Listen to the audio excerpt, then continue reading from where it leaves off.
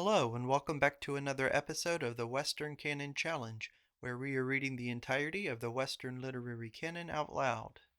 Today we are continuing our series on Ralph Waldo Emerson's journals. We are up to journal collection number 30, dating from the year 1839, and we are up to April 21st of that year.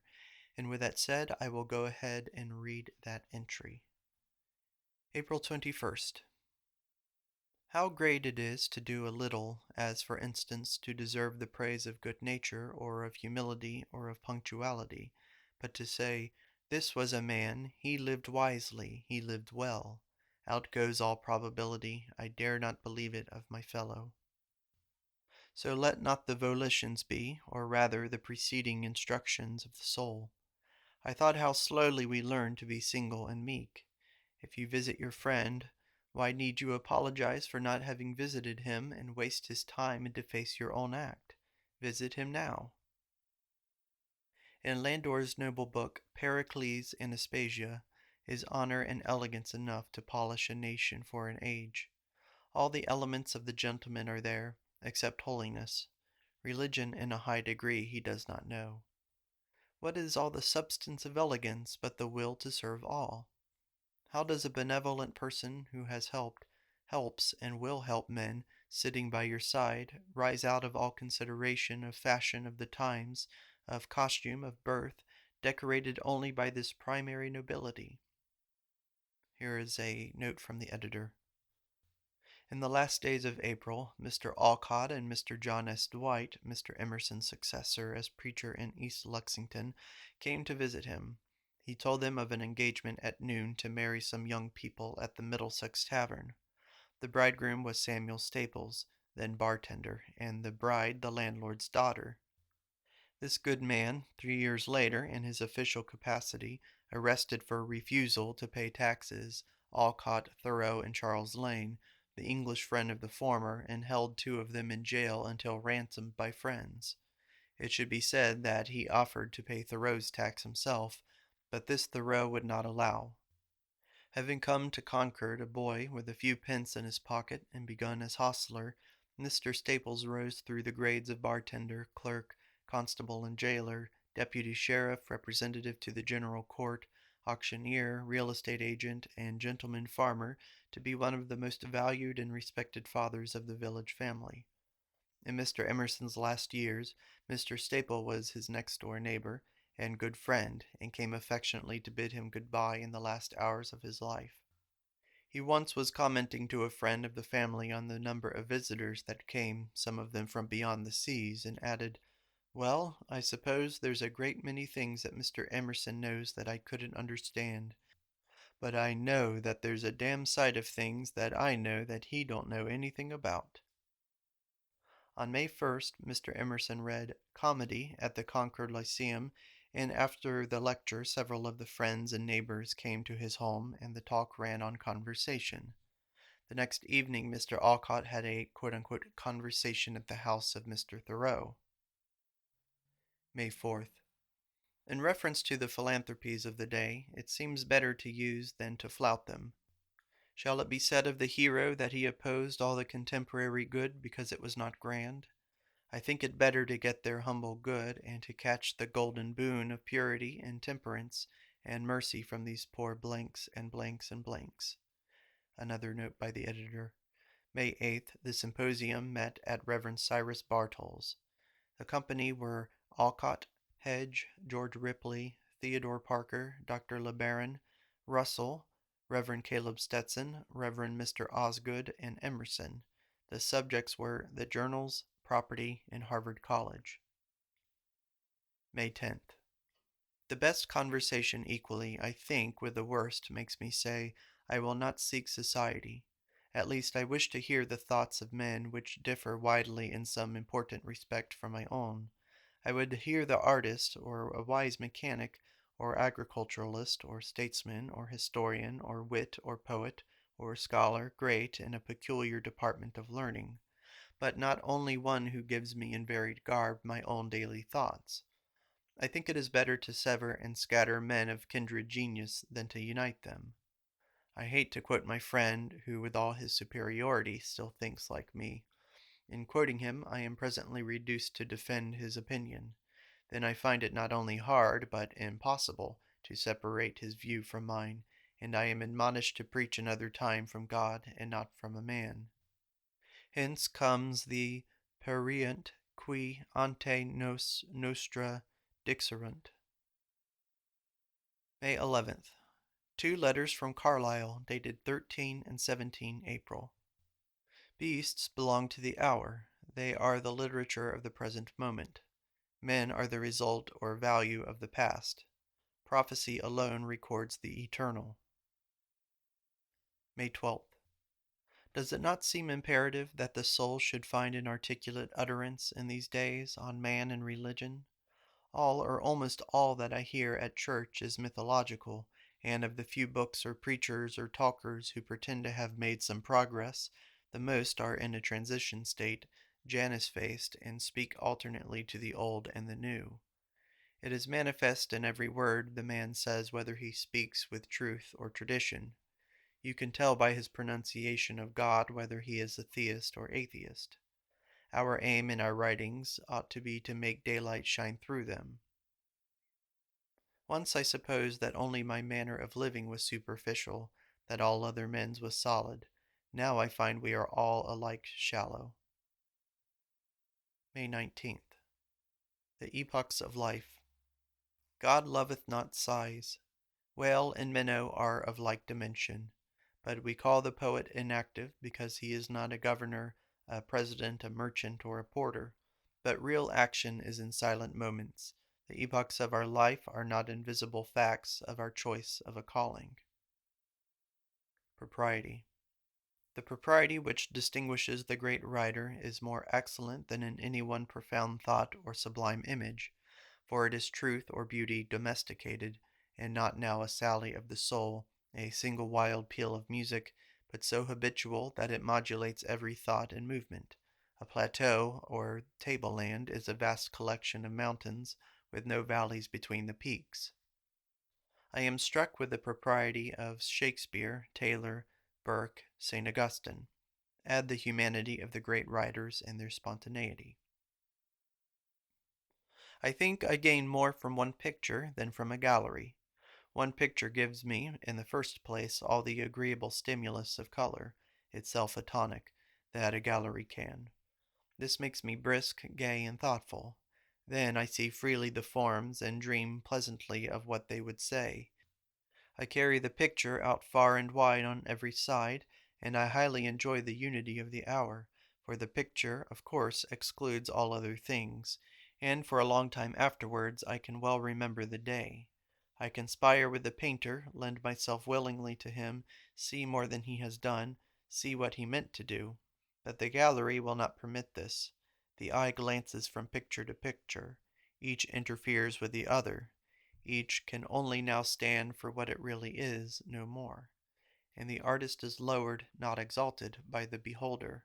At least, thus thought I at Alston's gallery, where I recognized in almost all the pictures that they gained nothing by juxtaposition. It is somewhat so with men. They are less together than they are apart. They are somewhat wronged, discrowned, and disgraced by being put together many in one apartment.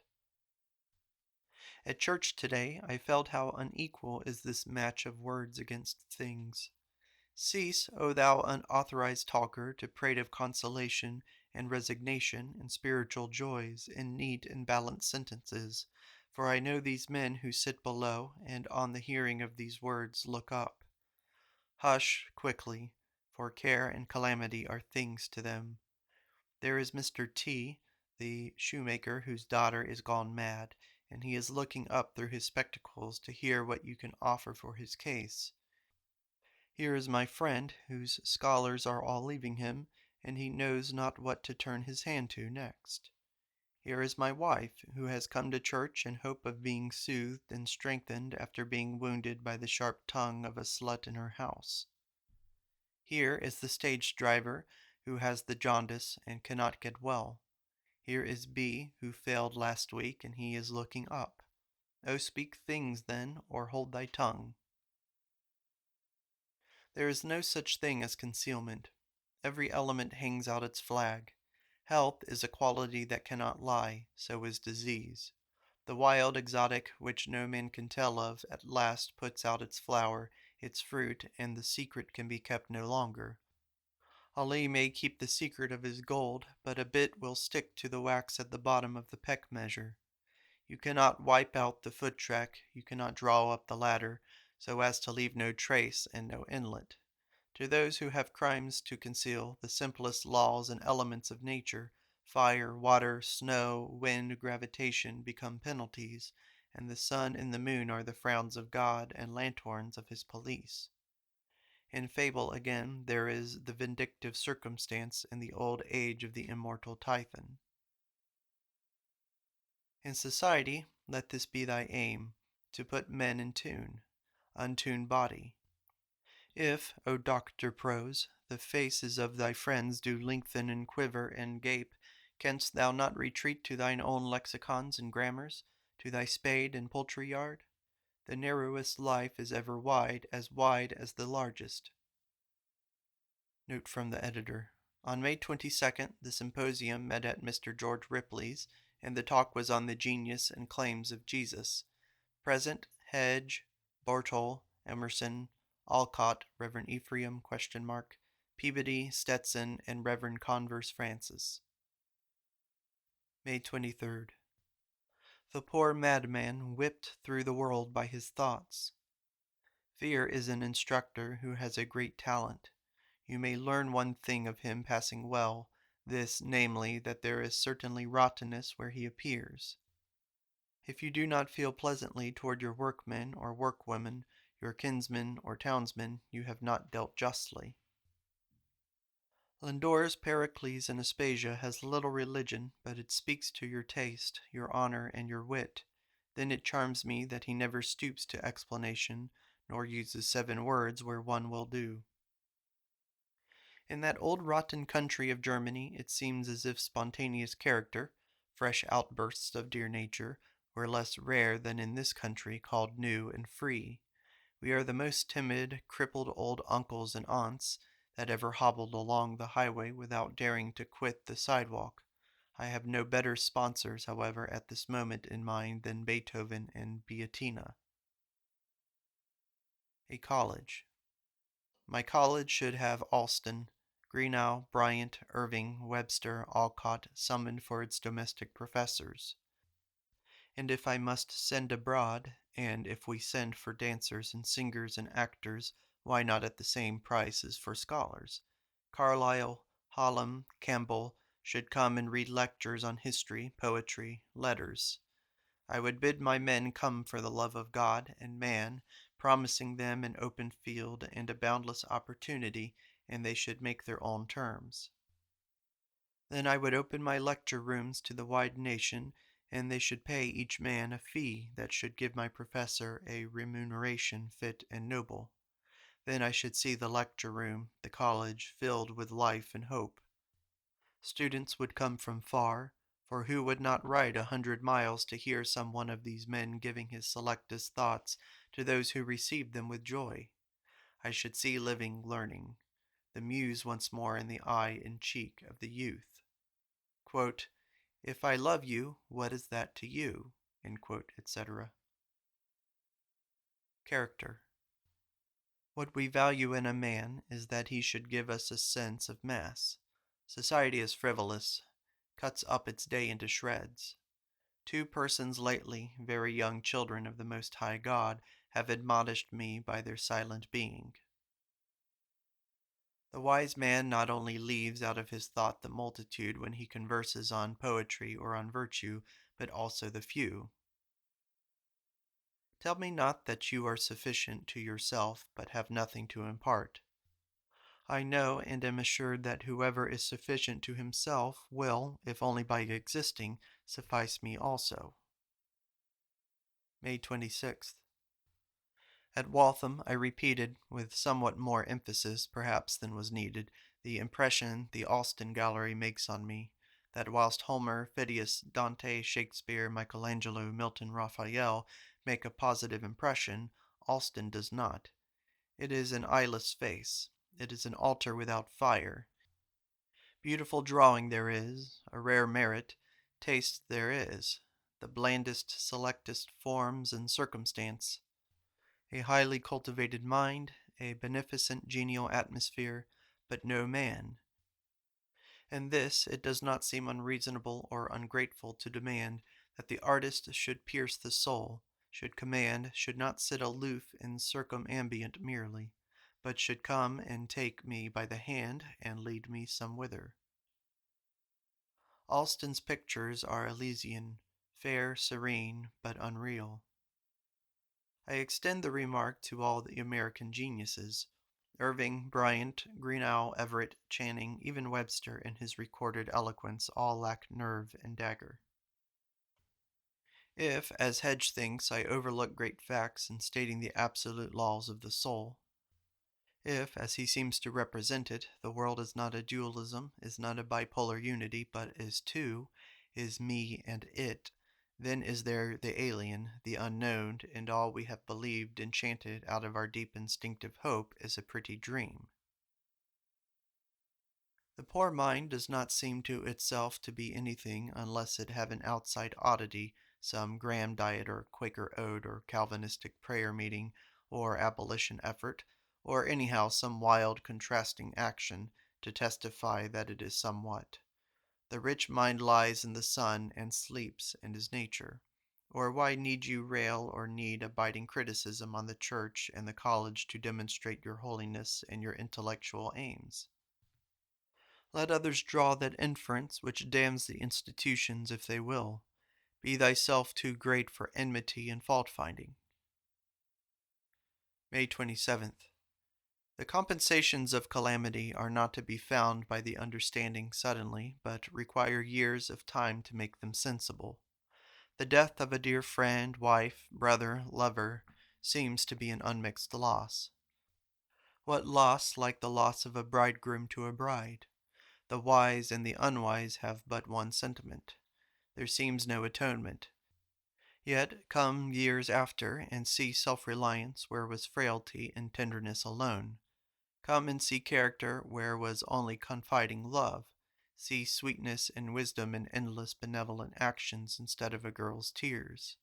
See, instead of the mother of children, the friend and lover and high counselor of all young maidens exercising a better than maternal influence over the fine endowments and good aspirations of a large circle, encouraging, refining, and hallowing many worthy young persons.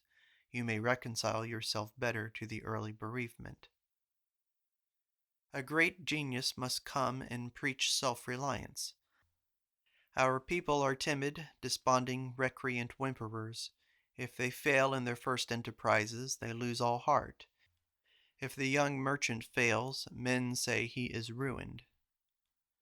My brave Henry here, who is content to live now and feels no shame in not studying any profession, for he does not postpone his life, but lives already, pours contempt on these crybabies of routine in Boston.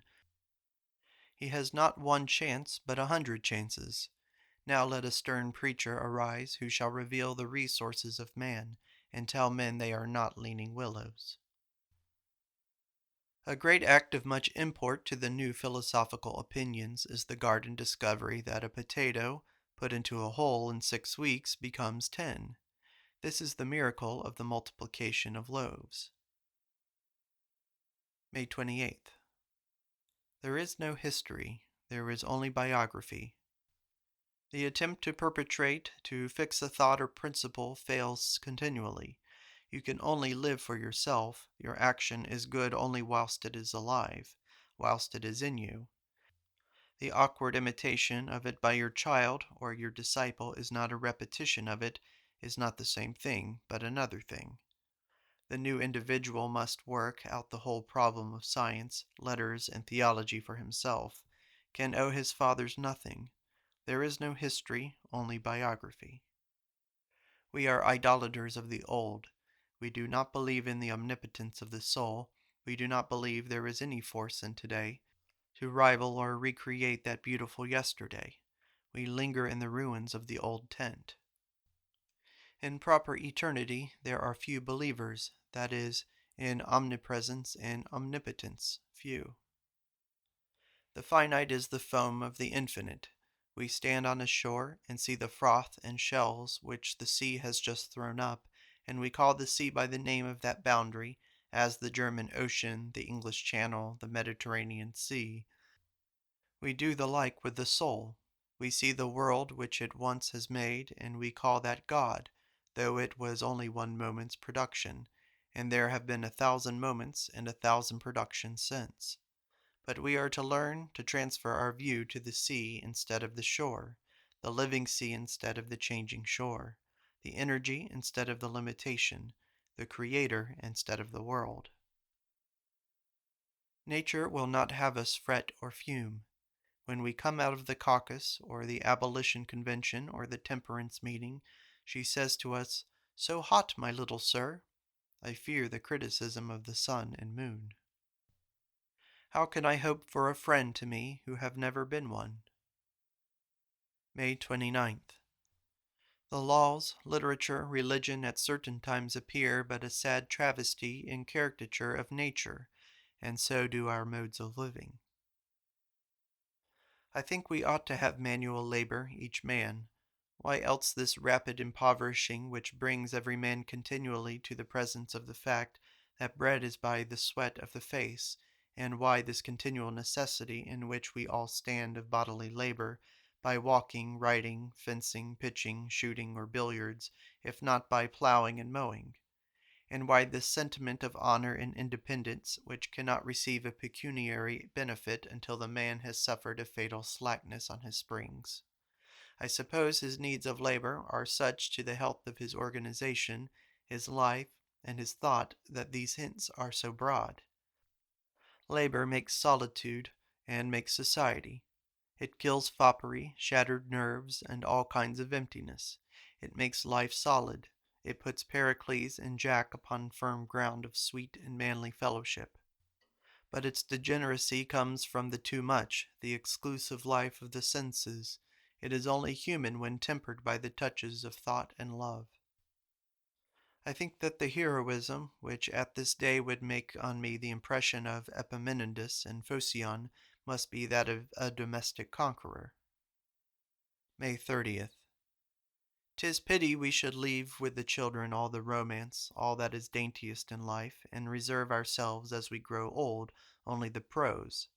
Goethe fell in love in his old age, and I would never lose the capacity of delicate and noble sentiments. The Lotus Eaters. Reform always has this damper, vis-a-vis that a new simplicity can be preached with equal emphasis, and who shall deny that it is preached with equal reason too, on the simplicity it preaches? Thus, when we have come to live on the fruits of our own gardens, and begin to boast that we lead a man's life, then shall come some audacious upstart to upbraid us with our faults and foreign taste, which steadily plucks up everything which nature puts in our soil, and laboriously plants everything not intended to grow there. Behold, shall that man of the weeds say, the perpetual broad hint that nature gives you? Every day these plants you destroyed, yesterday appear again. And see, a frost, a rain, drought has killed this exotic corn and wheat and beans and beets, which luxurious man would substitute for his native and allowed table. Then too will arise the Society for Preventing the Murder of Worms, and it will be asked with indignation what right we have to tear our small fellow citizens out of the sod and put them to death for eating a morsel of corn or a melon leaf or a bit of apple, whilst it can be proved to any jury by a surgical examination of their jaws and forceps and stomachs that this is the natural food of this eater. In the same age, a man will be reproached with simony and sacrilege because he took money of the bookseller for his poem or history. We see all persons who are not natural with a certain commiseration. We see that the avengers are on their track, that the certain crises and purgatories they must pass through. Compression. There is a wide difference between compression and an elliptical style. The dense writer has yet ample room and choice of phrase, and even a gamesome mood often, between his noble words. There is no disagreeable contraction in his sentence any more than there is a human face, where in a square space of a few inches is found room for command and love, and frolic and wisdom, and for the expression even of great amplitude or surface. Language is made up of the spoils of all actions, trades, arts, games of men. Every word is a metaphor borrowed from some natural or mechanical, agricultural or nautical process. The poorest speaker is like the Indian dressed in a robe furnished by half a dozen animals. It is like our marble foot slab, made up of countless shells and exuviae of a foreign world. June 3rd. Our young scholars read newspapers, smoke, and sleep in the afternoons. Goethe, Gibbon, Bentley might provoke them to industry. Undoubtedly, the reason why our men are not learned, why G, for instance, is not, is because the genius or the age does not tend to that way. This old learning of Bentley and Gibbon was the natural fruit of the traditional age in philosophy and religion. Ours is the revolutionary age, when man is coming back to consciousness, and from afar this mind begets a disrelish for lexicons. Alcott, therefore, and Very, who have this spirit in great exaltation, abhor books. But at least it behooves those who reject the new ideas, the sticklers of tradition, to be learned, but they are not. The Sabbath is painfully consecrated because the other days are not, and we make prayers in the morning because we sin all day. And if we pray not aloud and in form, we are constrained to excuse ourselves to others with words. O Son of Man, thou shouldest not excuse thyself with words. Thy doing or thy abstaining should preclude words, and make every contrary act from thine show false and ugly. June 6th. I suppose the number of reforms preached to this age exceeds the usual measure, and indicates the depth and universality of the movement which betrays itself by such variety of symptom. The antimony, anti-war, anti-slavery, anti-government, anti-Christianity, anti-college, and the rights of woman. Our conventional style of writing is now so trite and poor, so little idiomatic, that we have several foreigners who write in our journals in a style not to be distinguished from their native colleagues, as Dr. Follen, Maroncelli, Dr. Lieber, Graeter. But whatever draws on the language of conversation will not be so easily imitated, but will speak as the stream flows. My life is a May game. I will live as I like. I defy your straight-laced, weary social ways and modes.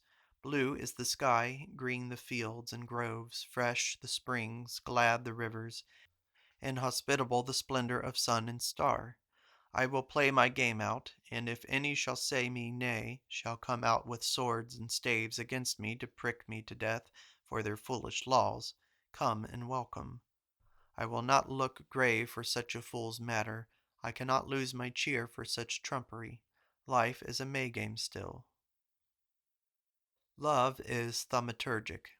It converts a chair, a box, a scrap of paper, or a line carelessly drawn on it, a lock of hair, a faded weed, into amulets worth the world's fee. If we see out of what straws and nothings he builds his Elysium, we shall read nothing miraculous in the New Testament. June 7th. If a great man turn his attention to inferior natures, he will show the divine in them. The stars to which loving and hoping men have added such moral splendor are white points to the dull. June 8th. I remembered in the wood the profuse nature which scatters from her hand all sorts of creatures. At Dartmouth College last July was a good sheriff-like gentleman with a loud voice, a pompous air, and a fine coat, whose aid, it seemed, the college annually called in to marshal their procession. He was in his element. He commanded us all with such despotic condescension as put all dignities and talents but his own quite aside. He marched before, the college followed him like a tame dog. June 9th. Guido Aurora for a morning prayer. So wills and loves us Thomas Carlyle. June 10th. Analysis, too, is legitimate to the poetic soul. I find analysis not less poetical than synthesis, but it must be analysis into elements and not mechanical division. If I can detect nature converting water into hydrogen and oxygen, two beautiful and perfect wholes, I see not that it is less grand than when she recomposes water, a new whole. Mechanical analysis picks the lock, right analysis produces the key. June 11th. Two absolutions. You may fulfill acceptably your circle of duties by clearing yourself in the direct or in the reflex way. Iteration. Walked to the two ponds yesterday with C.S. A beautiful afternoon in the woodlands and waters and aerial waters above. I thought how charming is always an analogy, as for example the iteration which delights us in so many parts of nature, the reflection of the shore and the trees and water, in architecture and the repetition of posts in a fence, or windows or doles or rosettes in the wall, or, still finer, the pillars of a colonnade, in poetry, rhymes, and better, the iteration of the sense, as in Milton's though fallen on evil days though fallen, and evil tongues, and the sublime death of Sisera. June 12th. I know no means of calming the fret and perturbation into which too much sitting, too much talking brings me, so perfect is labor. I have no animal spirits, therefore, when surprised by company, and kept in a chair for many hours, my heart sinks, my brow is clouded, and I think I will run for Acton woods, and live with the squirrels henceforward. But my garden is nearer, and my good hoe, as it bites the ground, revenges my wrongs, and I have less lust to bite my enemies. I confess I work at first with a little venom, laid to a little unnecessary strength. But by smoothing the rough hillocks, I smooth my temper.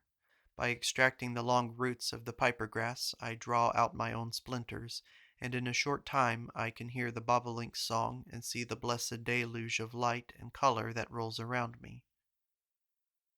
In Austen's Lorenzo and Jessica there is moonlight but no moon.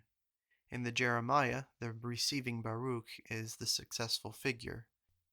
His best figures read and hear, and always his genius seems feminine and not masculine.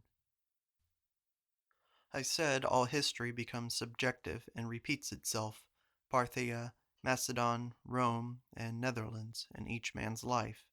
And now, Alcott with his hatred of labor and commanding contemplation, a haughty beneficiary, makes good to the 19th century Simeon the Stylite and the Thebaid and the first Capuchins. The Prayer of the Farmer. Shall I not call God the beautiful, who daily showeth himself so to me in his gifts? June 16th. Was not the motto of the Welsh bards, those whom truth had made free before the world, Certainly the progress of character and of art teaches to treat all persons with an infinite freedom. What are persons but certain good or evil thoughts masquerading before me in curious frocks of flesh and blood? I were a fool to mind the color or figure of the frock, and slight the deep aboriginal thought which so arrays itself. In this sense you cannot overestimate persons, and now in my house, as I see them pass, or hear their steps on the stair, it seems to me the step of ages and nations. And truly these walls do not lack variety in the few individuals they hold. Here is Simeon the Stylite, or John of Patmos, and the shape of Jones vary, religion for religion's sake, religion divorced, detached from man, from the world, from science and art, grim, unmarried, insulated, accusing, yet true in itself and speaking things in every word. The lie is in the detachment, and when he is in the room with other persons, speech stops as if there were a corpse in the apartment. Then here is mine Asia, not without a deep tinge herself of the same old land, an exaggerated and detached pietism, and so she serves as bridge between Very and the Americans. Then comes the lofty maiden who represents the hope of these modern days, whom the limits of earthly existence, the highest knowledge, the fairest blessings, cannot in the slightest degree satisfy, and whose beautiful impatience of these dregs of Romulus predicts to us a fairer future. And here are the two babes not yet descended into our sympathy or the world where we work, not yet therefore individualized and rigid, but a common property to all, which each can blend with his own ideas. June 18th. Yesterday departed Jones Very from my house. In the afternoon departed also C.S. In the evening came and departed George B. Emerson and Mr. Adam of Calcutta. Goethe unlocks the faculties of the artist more than any writer. He teaches us to treat all subjects with greater freedom and to skip all the obstruction, time, place, name, usage, and come full and strong on the emphasis of the fact. The savant is formed at the expense of the man. The naturalists whom I know are disproportioned persons, and have nowise learned to ally their facts to themselves to see unity. The officer of the naturalist should certainly be poetic. He should domesticate me in nature. He should make me feel my kindred to the three, and bring the rock nearer to my spirit. C.S. rightly says she cannot draw a child by studying the outlines, but by watching for a time his motions and plays. Be sacred. Do not let any man crowd upon you by peeping into him. No man can come near me unless I cumber myself about him. He comes too near by my act, not otherwise.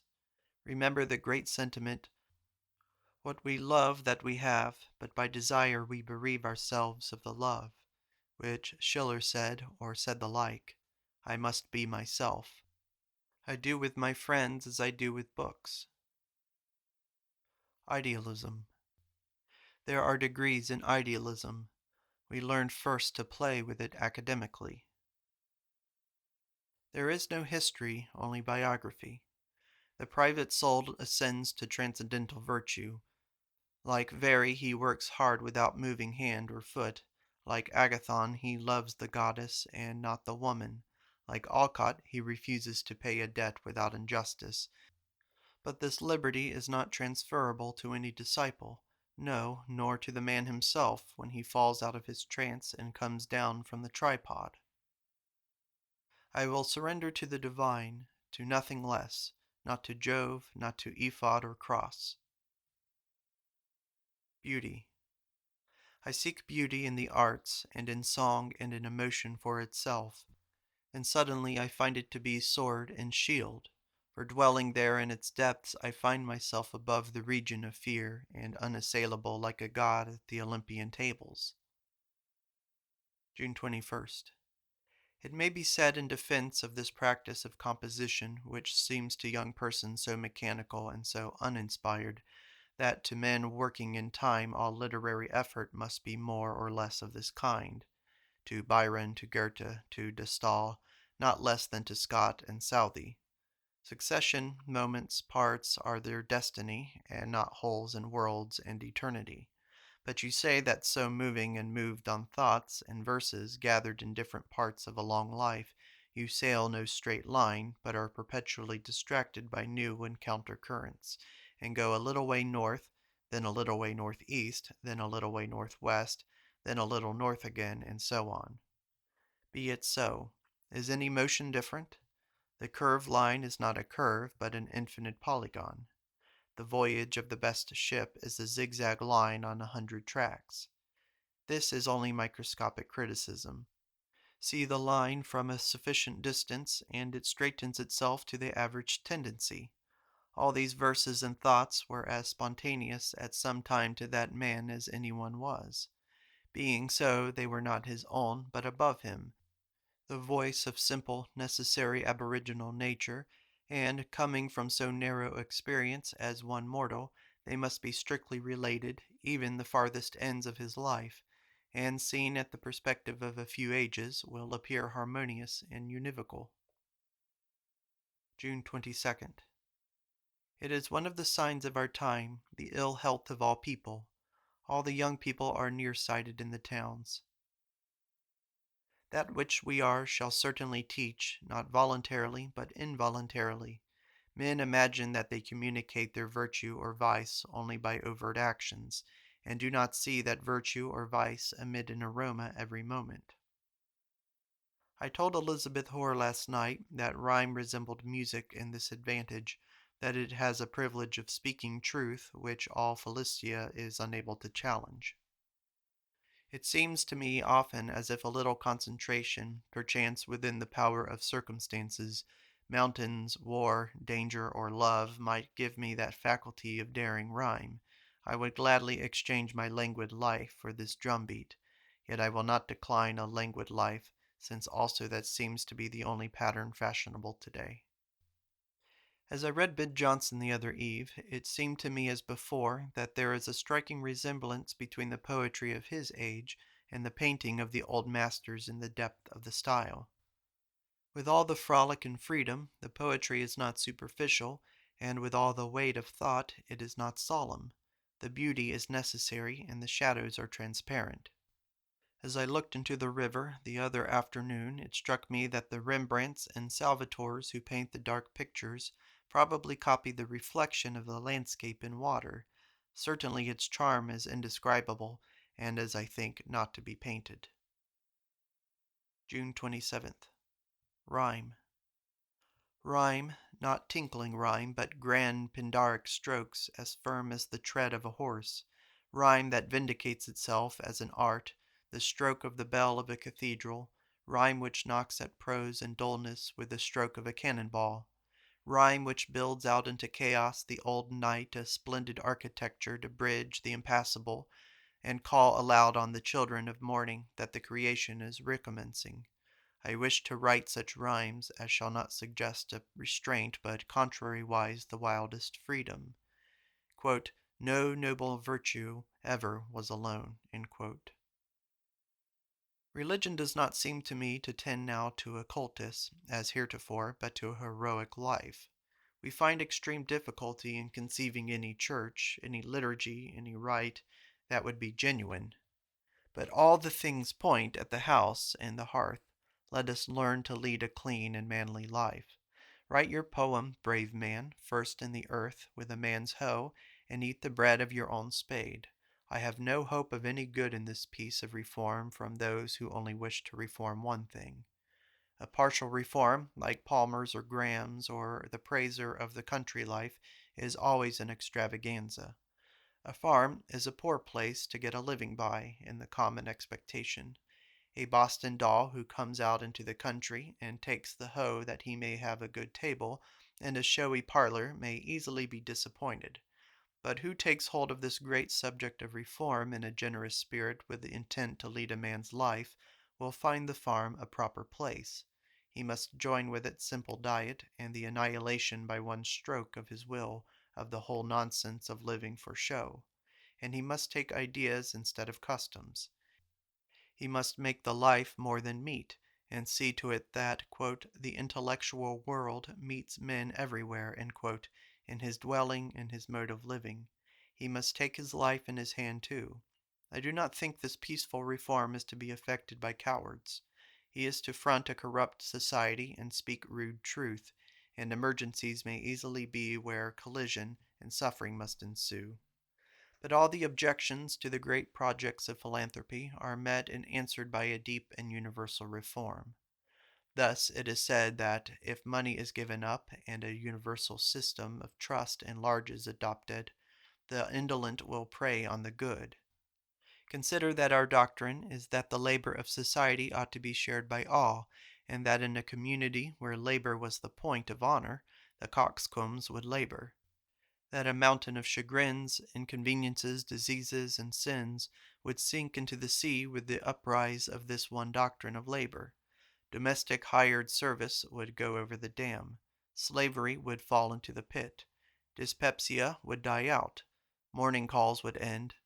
Reduunt Saturnia regna. Athenaeum Gallery. How rich the world is! I said on reading a letter of Mme. I say the same when I hear a new verse of a new poet. I said the same when I walked about the Athenaeum Gallery the other day and saw these pictures called Rembrandt, Poussin, Rubens, etc., painted by God knows who, obscure, nameless persons, yet with such skill and mastery as to bring connoisseurs in doubt. Belief. The man I saw believed that his suspenders would hold up his pantaloons, and that his straps would hold them down. His creed went a little farther. Progress of the species. Why the world is a treadmill. A friend looks to the past and the future. June 30th. You dare not say, I think, I am, but quote St. Paul or Jesus or Bacon or Locke. Yonder roses make no reference to former roses or to better ones. They exist with God today. It is proposed to form a very large society to devise and execute means for propping in some secure and permanent manner this planet.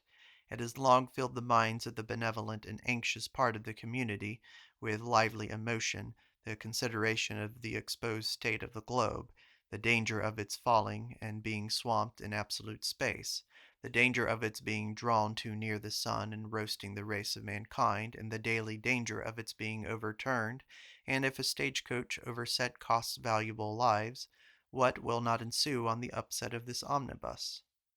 It has been thought that by a strenuous and very extensive concert, aided by a committee of master builders and blacksmiths, a system of boons and chains might be set around the exterior surface, and that it might be underpinned in such a manner as to enable the aged and women and children to sleep and eat with greater security henceforward.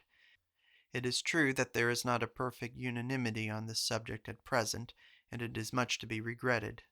A pert and flippant orator remarked to the meeting last Sunday that the world could stand without linchpins, and that even if you should cut all the ropes and knock away the whole underpinning, it would swing and poise perfectly, for the poise was in the globe itself. But this is transcendentalism. This is the end of part 2 of Emerson's journal collection number 30, dating from the year 1839. In the next video, we will continue with this journal collection with the date July 3rd. Thank you for listening.